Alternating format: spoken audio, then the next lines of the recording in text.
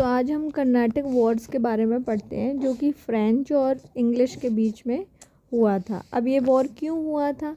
क्योंकि world war चल रहा था यूरोप में और वहाँ पर भी इन दोनों के बीच में बैटल हुआ था, तो उसका इम्पैक्ट हमारे इंडिया में भी देखने को मिला। ये दोनों ही ईस्ट इंडिया कंपनी हमारे इंडिया में ट्रेड करने के लिए आई थी, तो यहाँ पर भी पोजीशंस को लेकर, टेरिटरीज़ को लेकर, ट्रेड को लेकर इन लोगों के बीच में इंडिया में भी झगड़ा हुआ। तो फर्स्ट बैटल हम देखते हैं जो कि 1744 से 48 के बीच में हुई, जो कि 5 साल तक चली।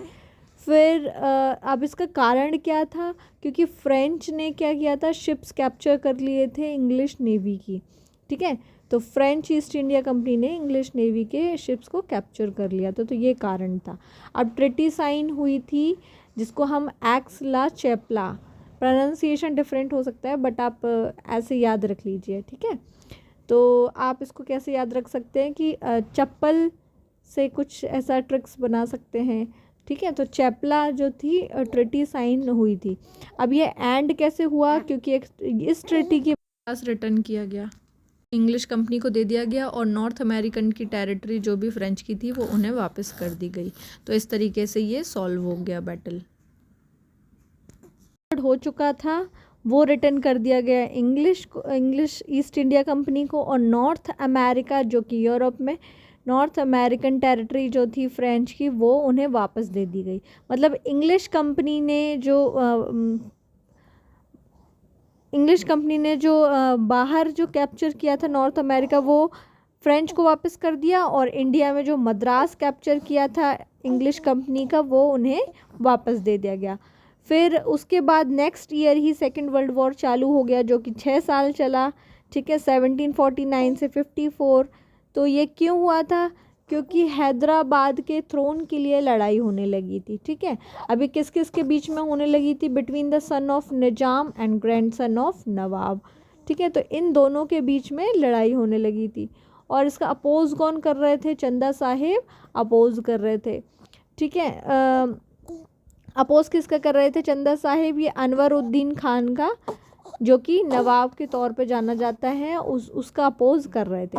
तो फ्रेंच ने किसे सपोर्ट किया? फ्रेंच ने मुजफ्फर जंग को और चंदा साहिब को सपोर्ट किया, और इंग्लिश ने सपोर्ट किया नाजिर जंग को और अनवरुद्दीन को सपोर्ट किया। अब ये बैटल कहाँ हुआ था? तो बैटल ऑफ अंबर में हुआ, या अंबर में हुआ, बैटल ऑफ अंबर में हुआ। तो अनवर और अंबर ये याद रख सकते हैं। तो अनवरुद्दीन मारा गया अंबर में, ठीक है। ये दोनों सिमिलर वर्ड्स हैं तो इससे आपको याद हो जाएगा कि ये अंबर का जो बैटल था उसमें अनवर मारा गया, और इसे मारा किसने था? मुजफ्फर जंग और चंदा साहिब ने मारा गया। तो ऐसे याद रख सकते हैं कि अंबर में चंदा, आसमान को अंबर भी बोल सकते हैं, तो वहाँ पर चंदा होता है। तो चंदा ने किसको मारा था? अनवर को मार दिया था, ठीक है। मुजफ्फर जंग ने भी उसने भी अनवर को मार दिया, ठीक है। तो ये दोनों ना मिलकर किसको मारा है? अनवर को मारा है। इन्हें सपोर्ट कौन कर रहा था? फ्रेंच कंपनी सपोर्ट कर रही थी।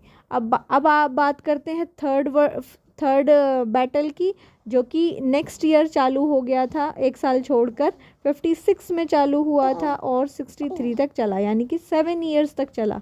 तो कैटेगरी कैसे हो रही है? 5 year, then 6 year, then 7 year, ठीक है। तो सेकंड जो वॉर था इसकी ट्रिटी कहाँ साइन हुई थी? पौंडीचेरी में साइन हुई थी। अब थर्ड की बात करते हैं, तो ये थर्ड वॉर किस लिए हुआ था? ये 56 में हुआ था और 63 तक चला, 7 ईयर्स तक चला। इसका कारण ये था कि Austria want to recover Silesia in Europe, ठीक है, फर्स्ट रीजन ये है। सेकंड, ये दोनों ही एक दूसरे के पोजेशंस पर अटैक कर रहे थे, जो कि 1757 से स्टार्ट हो गया। तो इंग्लिश फोर्ट जो था, जो कि Saint David and Vizianagaram captured by French army. French army ने क्या क्या कैप्चर कर लिया था? डेविड, ऐसे याद रख लो, फ्रेंच ने डेविड और विजय को कैप्चर कर लिया, ठीक है, डेविड फोर्ट और विजयनगरम। और British inflict heavy losses on French fleet under admiral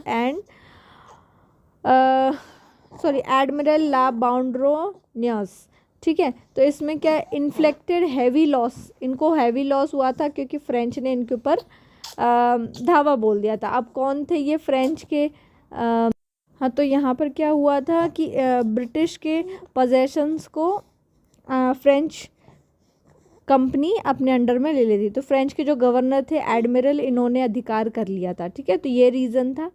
अब ये कुछ कॉजेज़ हैं, ये आपको मैंने अभी एक्सप्लेन किए हैं। अब ये एंड कैसे हुआ? ट्रीटी साइन हुई थी पेरिस में। ठीक है, तो उसके अंडर में वो ट्रीटी साइन हुई थी। तो 22 जैन 1760 में जो थी इंडियन आर्मी कह रही हूँ मैं, इंग्लिश आर्मी जीत गई थी और मार्क्विस को इन्होंने बंदी बना लिया था, जो कि फ्रेंच कंपनी के थे। French loss political power and supreme English supreme European power. ठीक है, तो वहाँ इंग्लिश भी वहाँ पे जीत गई थी यूरोपियन पावर में, और तो ये ट्रीटी ऑफ पेरिस साइन हुई थी। तो French gave all the territory to mainland North America. French ने अपनी टेरिटरी मेनलैंड की नॉर्थ अमेरिका में फ्रेंच ने इंग्लिश कंपनी को नॉर्थ अमेरिकन की टेरिटरी वापस कर दी। ठीक है, तो वही इम्पैक्ट यहाँ देखने को मिला, इंग्लिश जीत गई और फ्रेंच हार गई।